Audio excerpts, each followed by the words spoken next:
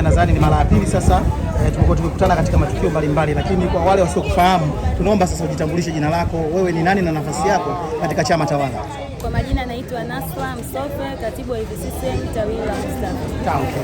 Dada, naomba tuambie kitu kimoja. Mheshimiwa Fikiri Rajabu ashawahi kuteuliwa katika jumba la kamati ya usalama na maadili, lakini tukaona Mheshimiwa Fikiri Rajabu akaachana na hizi ngazi zote mbalimbali na akaamua kushuka huku chini kuja kuwatumikia wananchi. Unahisi ni kitu gani ambacho kilimsukuma hadi akaamua kuachana na baadhi ya nyadhifa zake katika kata yetu?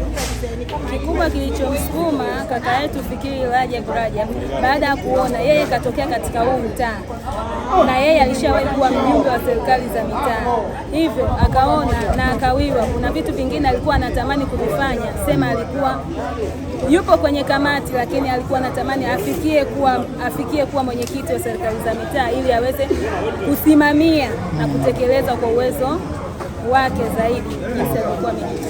Okay, unahisi uongozi wake kuna namna anaweza kaibeba Mustafa kuipeleka sehemu nyingine?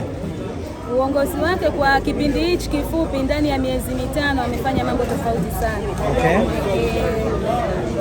Kwenye nadhani hata media mbalimbali zimeshatangazwa. Okay.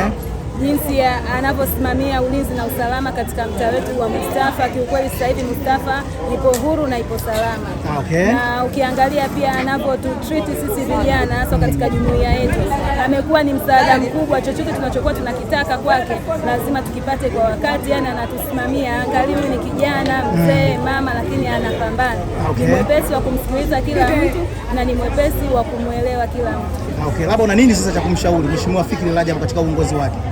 Cha kumshauri mwenyekiti ni kwamba asichoke na asikate tamaa, azidi kuongeza ari hapo alipoanzia.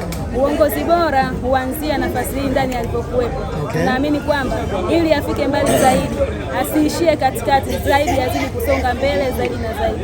Okay. Naam, basi tukutakie kila laheri katika majukumu yako. Shukrani, asante sana.